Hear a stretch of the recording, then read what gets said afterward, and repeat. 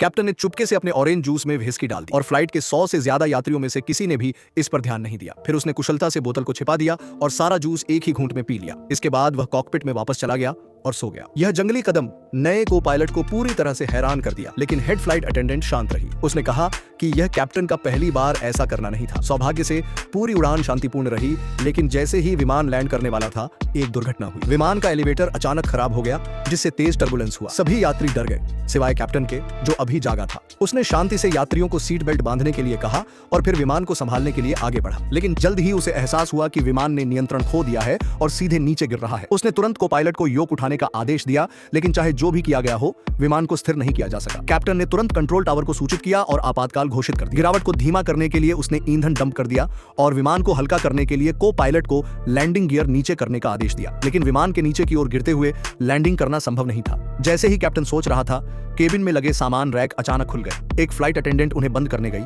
लेकिन एक और झटके ने उसे बेहोश कर दिया। विमान अभी भी तेजी से गिर रहा था और नीचे की जमीन साफ दिखाई देने लगी थी। विमान एक भीड़ भाड़ वाले इलाके में गिरने वाला था। भीड़ से बचने के लिए कैप्टन ने एक साहसिक निर्णय लिया। उसने विमान को तेजी से झुकाया, जिससे वह पलट गया। यकीन करो या नहीं, उसने विमान को उल्टा उड़ाने का फैसला किया और को पायलट की मदद से विमान वास्तव में पलट गया और गिरावट रुक गई। लेकिन तभी एक छोटा लड़का, जिसने सीट बेल्ट नहीं बांधी थी, अपनी सीट से गिर गया। एक फ्लाइट अटेंडेंट उसे बचाने के लिए दौड़ी। उसने उसे वापस सीट पर बैठाया और सीट बेल्ट बांध दी, लेकिन खुद गिर गई। संकट अब भी खत्म नहीं हुआ था।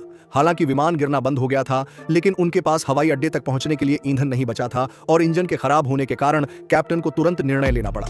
आगे एक चर्च था, जहां किसी तरह की समारोह के लिए भीड़ इकट्ठा थी, जैसे वे अपनी मौत के लिए प्रार्थना कर रहे हों। विमान चर्च से टकराने वाला था। कैप्टन ने बेताब होकर दिशा बदलने की कोशिश की, लेकिन विमान का पंख इमारत से टकरा गया।